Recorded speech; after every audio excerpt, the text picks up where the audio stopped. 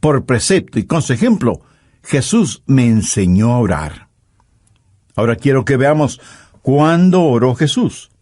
Veamos nuevamente Juan 17:1.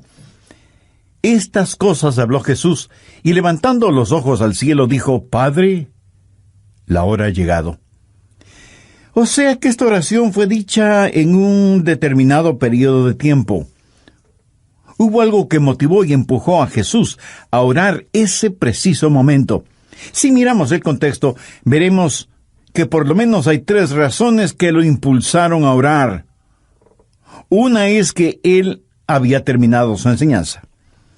Esta oración la dijo casi como corolario de la más impresionante enseñanza en toda la Biblia. En su mensaje en el aposento alto, él había enseñado acerca de la cena del Señor. En Juan 14 les habló del cielo. En Juan 15 les habló de permanecer en él. Les enseñó acerca de la venida y del ministerio del Espíritu Santo. Les enseñó acerca del amor, la oración y todas estas cosas. Y cuando terminó de enseñarles, comenzó a orar por ellos. Seguramente algunos de quienes me escuchan son profesores y profesoras en la escuela dominical en sus iglesias. Permítame decirles algo.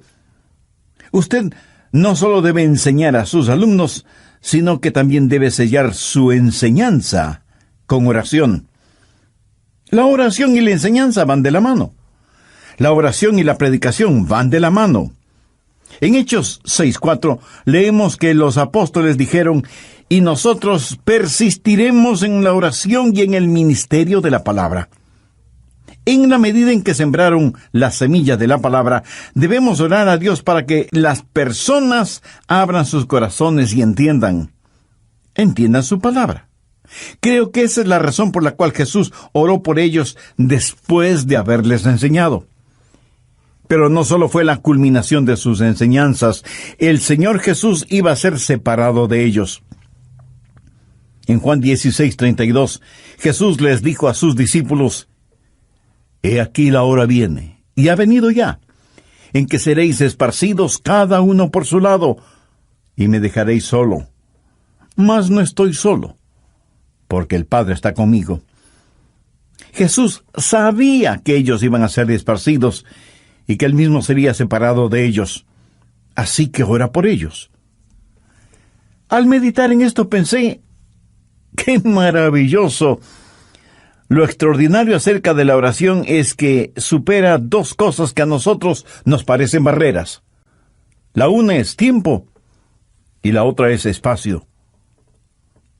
Los discípulos le iban a dejar, pero tiempo y espacio no son barreras para la oración. Por ejemplo, en esta oración Jesús ora por sus discípulos y en Juan 17:20 dice: Mas no ruego solamente por estos, sino también por los que han de creer en mí por la palabra de ellos. Él oró por mí. Jesús dijo esa oración hace más de 2000 años y sin embargo ha tenido un tremendo efecto en mi vida. ¿No es eso extraordinario? Y eso es lo maravilloso acerca de la oración. La oración trasciende el tiempo. La oración puede ser como un cohete de detonación retardada. Puede ser disparado a través de los siglos. ¿Ora usted por sus nietos antes de que nazcan? Ahora yo tengo nietos y oro mucho por ellos. Y hasta he comenzado a orar por las personas con quienes algún día se casarán.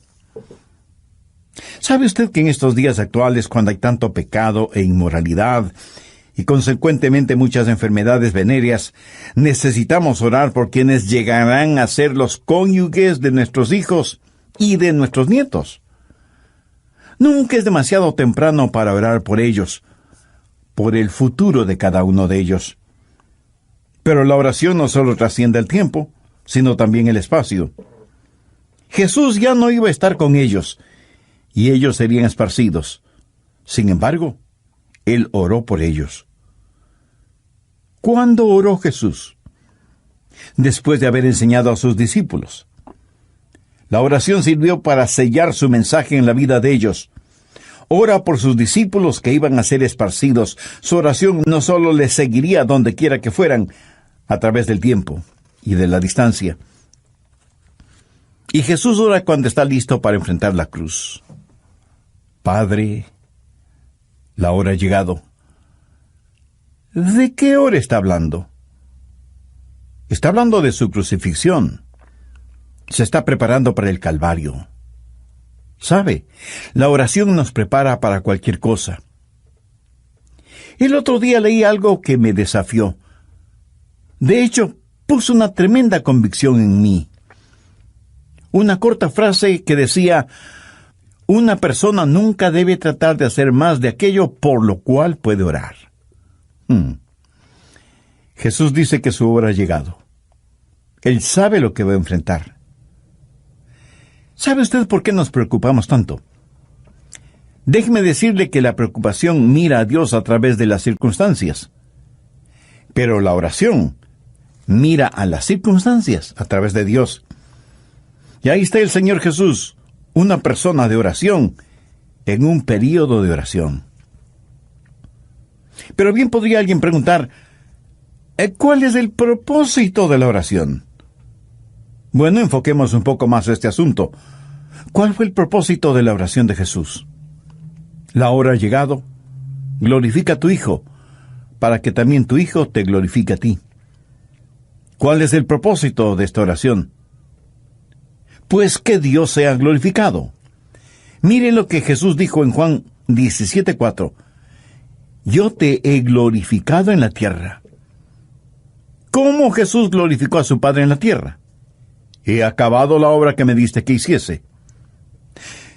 ¿Cómo Jesús había acabado lo que el Padre le dio para que haga? Lo hizo por medio de la oración. Quiero decir, la oración le capacitó para que terminara el trabajo que le había dado su Padre.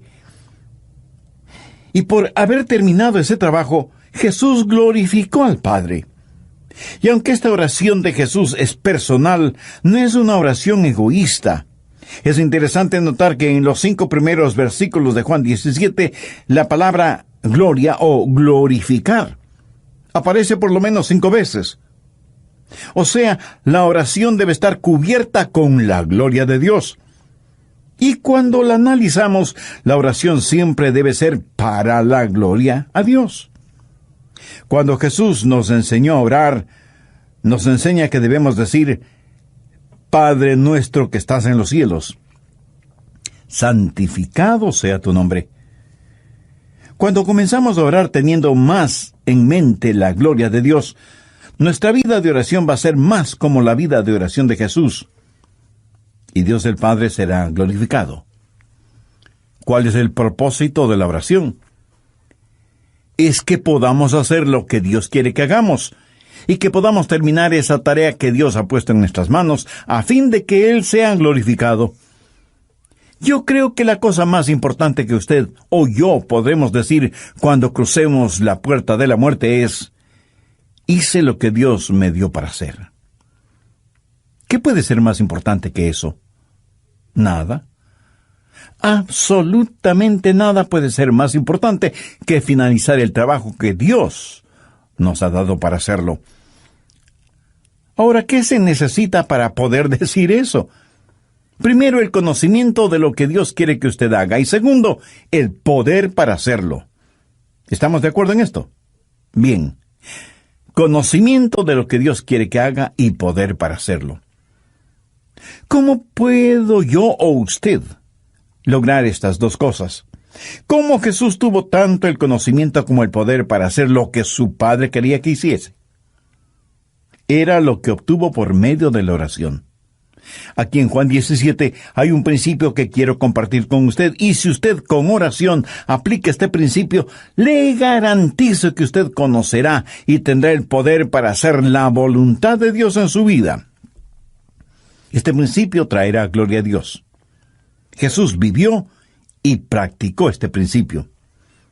En Juan 17, Jesús está orando por usted y orando por mí. Dice: santifícales en tu verdad.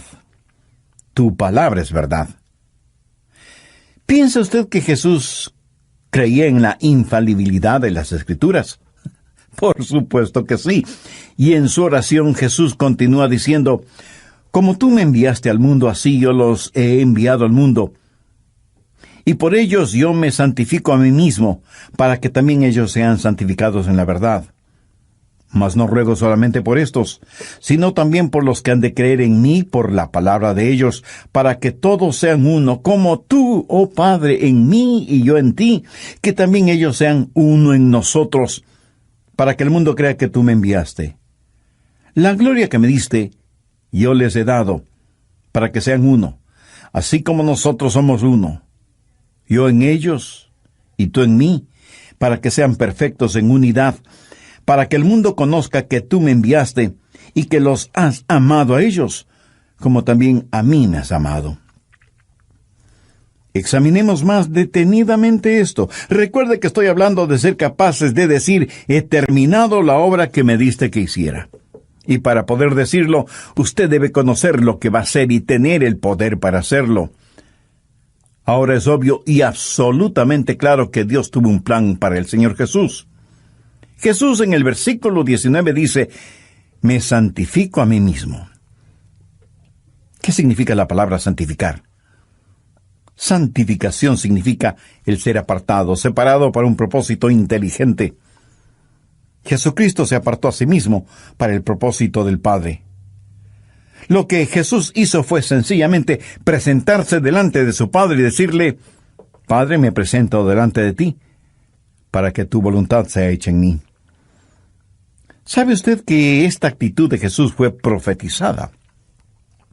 En el Salmo 48, es como si Jesús estuviera hablando y dice, el hacer tu voluntad, Dios mío, me ha agradado.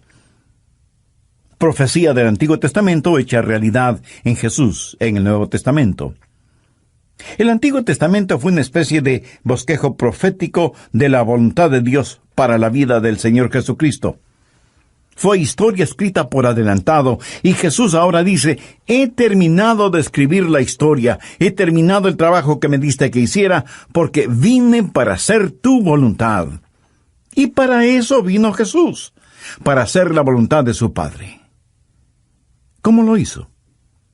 Haciendo siempre las cosas que complacen al Padre. Amigo, ¿se ha santificado usted mismo? O sea, ¿se ha separado usted mismo para Dios? Pedimos a Dios que nos santifique, pero llega un momento cuando debemos santificarnos nosotros mismos. En otras palabras, debemos escoger. Definitiva y deliberadamente debemos decir, Señor, me presento delante de ti para hacer tu voluntad.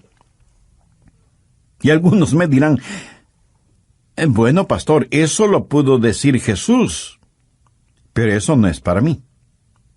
Escuche, el principio operativo que estuvo en Jesús, Él oró para que también estuviera en usted. Mire lo que Jesús dijo en el verso 17, santifícales en tu verdad, tu palabra es verdad. Ahora, ponga atención a lo que dijo en el verso siguiente, como tú me enviaste al mundo, así yo los he enviado al mundo. El principio bajo el cual Jesús trabajó es el mismo principio bajo el cual usted va a trabajar. El mismo principio. Verso 19. Y por ellos yo me santifico a mí mismo, para que también ellos sean santificados en la verdad. Lo que Jesús está diciendo es, así como me aparto yo mismo para cumplir con el inteligente propósito de Dios, ellos también deben hacerlo por medio de la verdad de la palabra de Dios para cumplir con el inteligente propósito de Dios. ¿Quiere usted cumplir con el inteligente propósito de Dios en su vida? No podrá hacerlo si es que primero no tiene a Dios en su vida.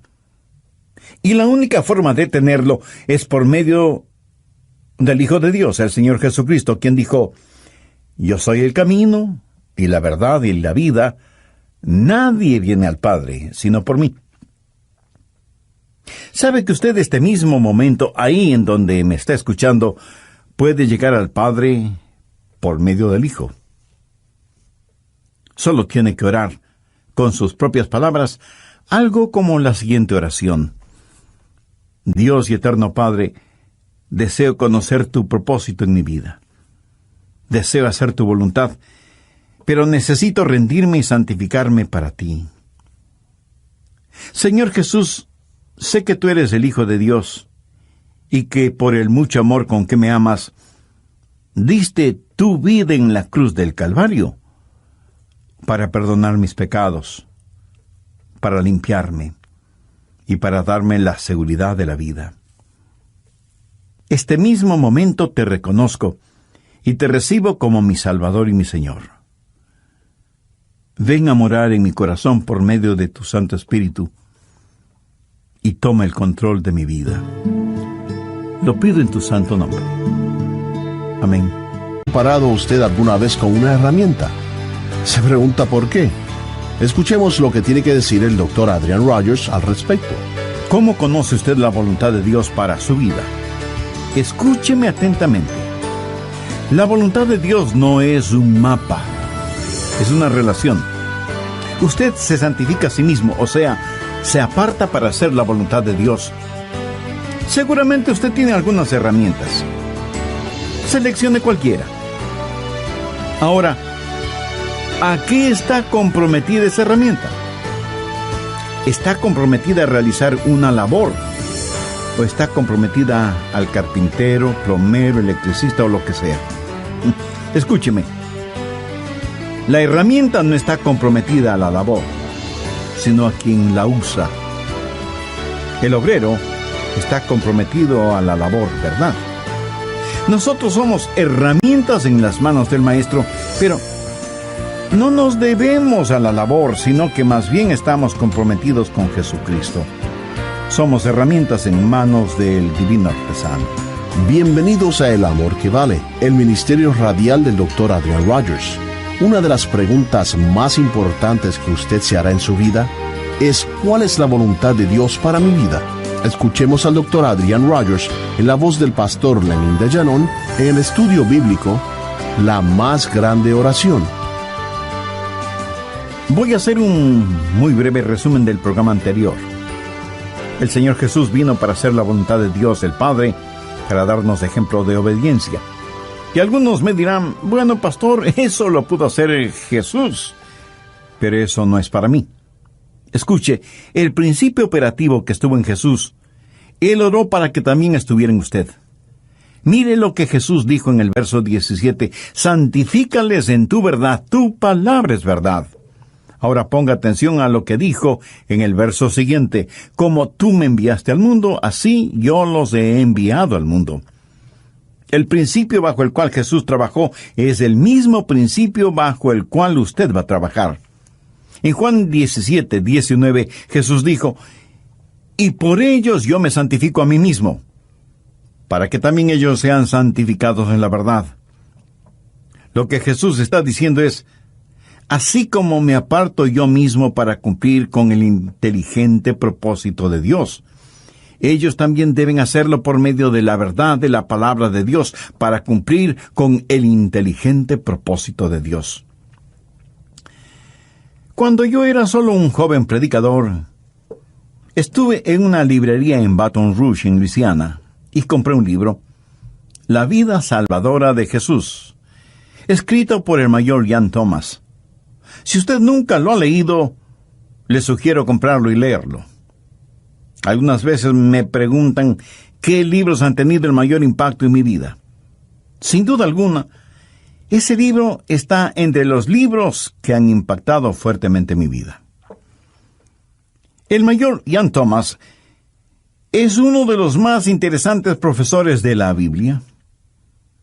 A veces él hace la pregunta, ¿cuál de las siguientes cosas en la vida de Jesús es más espiritual? A, la predicación de las bienaventuranzas. B, la resurrección de Lázaro. C, el lavar los pies de los discípulos. O D, cuando escupió en el suelo e hizo lodo para ponerlo en los ojos del hombre ciego. ¿Cuál de estas cosas usted diría que fue la más espiritual? El doctor Ian Thomas dice, ninguna de estas cosas fue más espiritual. Todas fueron espirituales, porque Jesús dijo que siempre hacía las cosas que complacían a su Padre. Para Jesús, lo mismo de espiritual fue el escupir en el suelo que el predicar. Y lo digo con todo respeto. Jesús no dividió su vida en pequeños segmentos donde habían unas cosas más espirituales que otras. Jesús no renunció a predicar, como no renunció a hacer lodo para curar al ciego. Él entregó a su Padre tanto el predicar como el escupir por el simple acto de estar disponible. Es como si Jesús dijera: si quieren que predique las bienaventuranzas, predicaré. Si quieren que grite frente a la tumba de Lázaro, gritaré. Si quieren que les lave los pies a los discípulos, los lavaré. Y si quieren que escupa y haga lodo para ungir los ojos del hombre ciego, pues lo haré. ¿Cuál es la voluntad de Dios? ¿Cómo conoce usted la voluntad de Dios? Escúcheme atentamente. La voluntad de Dios no es un mapa. Es una relación personal. Usted se santifica a sí mismo, o sea, se aparta para hacer la voluntad de Dios. Seguramente usted tiene algunas herramientas. Bueno, seleccione cualquiera. Ahora, ¿a qué está comprometida esa herramienta? ¿Está comprometida a realizar una labor? ¿O está comprometida al carpintero, al plomero, al electricista o lo que sea? Escúcheme. La herramienta no está comprometida a la labor, sino a quien la usa. El obrero está comprometido a la labor, ¿verdad? Nosotros somos herramientas en las manos del Maestro, pero no nos debemos a la labor, sino que más bien estamos comprometidos con Jesucristo. Somos herramientas de Dios, porque Dios es el divino artesano, el artista. El problema con mucha gente es que está esperando la voluntad de Dios. Es que quieren rendirse a un trabajo o a un campo misionero. A veces, en el servicio misionero, un misionero vendrá y enseñará fotos, slides, películas, videos o lo que sea de su trabajo misionero. Puede ser fotos de niños hambrientos, o de personas que necesitan ser salvas, o de estudiantes universitarios que quieren ser enseñados. Y el misionero dirá a su audiencia: escuchen, usted no necesita un llamado especial. La necesidad es el llamado.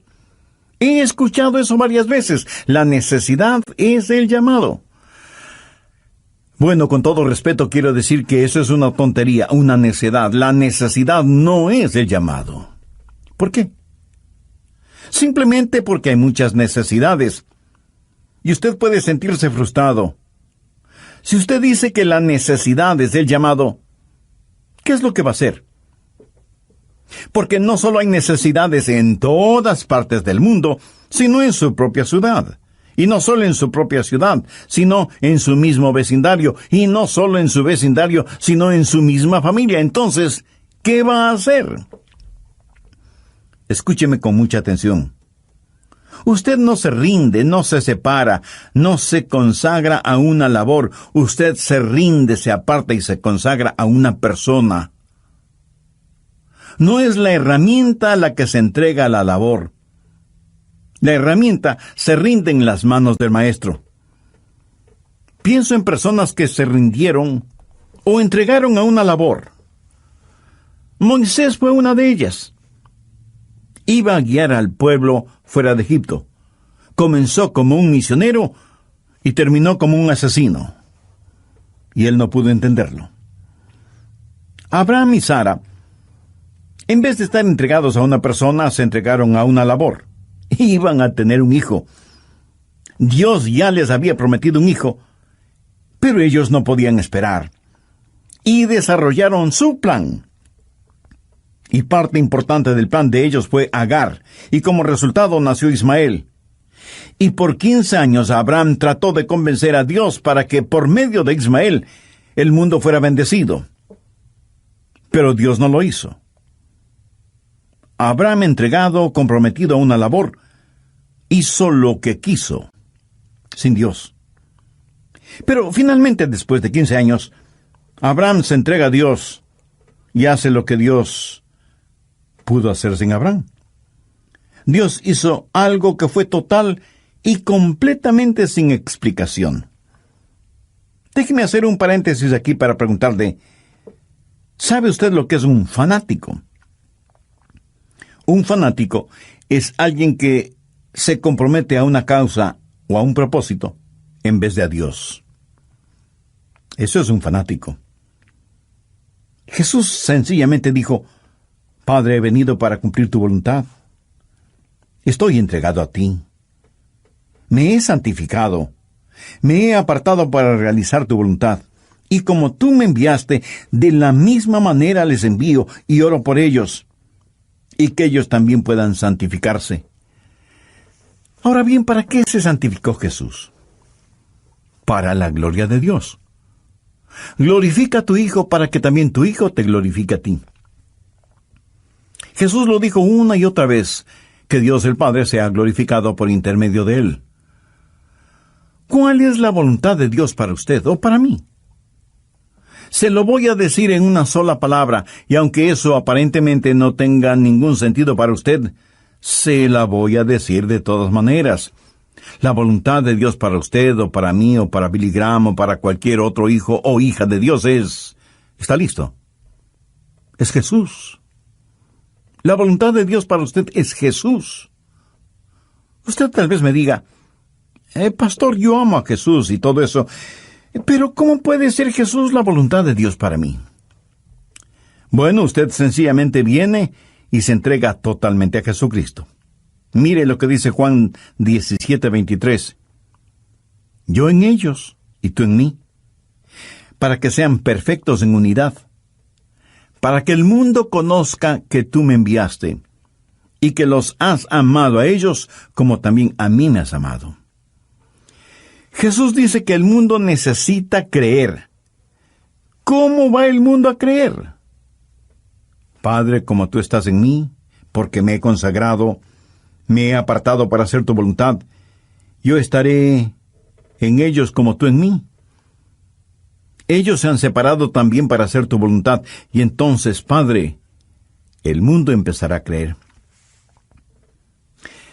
Pablo le dijo a la iglesia en Corinto que somos el cuerpo de Cristo, que el Espíritu Santo de Dios habita en la iglesia, y al hacerlo, hace que la vida del Señor Jesucristo sea real en nosotros. Si usted es un creyente, es miembro del cuerpo de Cristo. Yo soy miembro del cuerpo de Cristo. Antes de Belén, no hubo un cuerpo físico.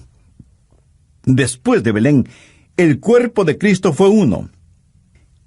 Y en Pentecostés, el cuerpo de Cristo estuvo compuesto de 120 personas. 120 pares de ojos, 120 pares de manos, 120 pares de oídos, 120 bocas. Y cuando predicaron, el cuerpo de Cristo fue de 3,120 personas. Cristo es la cabeza del cuerpo, dando direcciones. Y los miembros no están rendidos a la labor. Los miembros están comprometidos con la cabeza. Mis manos son parte de mi cuerpo. Yo no quiero que mis manos estén rendidas a ninguna labor. Créame, tendría temor de que fuera así. Yo quiero que mis manos sean sensibles a las órdenes de la cabeza. Y cuando escribo una carta o cuando hago anotaciones para mis mensajes, yo quiero que mis manos estén rendidas por completo a los impulsos de la cabeza. ¿Cuál es mi voluntad para mis manos? Mi voluntad para mis manos soy yo. ¿Cuál es la voluntad de Dios para usted? Jesús. Por eso dije que la voluntad de Dios para usted o para mí es Jesús. Jesús es la cabeza. Él es la voluntad de Dios para usted. No es un lugar, no es una labor, ni cosa por el estilo, sino Jesucristo mismo. Mi mano no puede hacer para mí lo que a ella le plazca. No es un comité de 5 que se reúne para votar y decidir qué va a hacer por mí. Mi mano está en mi cuerpo para obedecer las órdenes emanadas de la cabeza, y la voluntad para mi mano es mi voluntad, y la voluntad de Jesús para su cuerpo es el mismo. Jesús dijo que había venido para hacer la voluntad del Padre. Y eso, mi estimado amigo, es lo que debe hacer, presentarse usted mismo a Jesús. Usted tiene una sola responsabilidad, y es el presentarse a Jesús para servicio. ¿Se ha presentado usted a Jesucristo como Jesucristo se presentó delante del Padre? Si es que lo ha hecho, esto es lo que va a suceder. Veamos Romanos 12, los versos 1 y 2. Así que, hermanos, os ruego por las misericordias de Dios que presentéis vuestros cuerpos en sacrificio vivo, santo, agradable a Dios, que es vuestro culto racional. No os conforméis a este siglo, sino transformaos por medio de la renovación de vuestro entendimiento, para que comprobéis cuál sea la buena voluntad de Dios, agradable y perfecta. Pudiera ser que usted diga, pero desde el Antiguo Testamento Dios tuvo un plan definido para Jesús. Yo no creo que Dios tenga un plan para mí. Por supuesto que lo tiene. Así como Dios tuvo un plan para Jesús, Dios tiene un plan para usted. Veamos Efesios 2, versos del 8 al 10. Porque por gracia somos salvos por medio de la fe, y esto no de vosotros, pues es don de Dios, no por obras, para que nadie se gloríe, porque somos hechura suya, creados en Cristo Jesús, para buenas obras, las cuales Dios preparó de antemano para que anduviésemos en ellas. Y en Jeremías 1:5 leemos, antes que te formase en el vientre te conocí, y antes que nacieses te santifiqué, y te di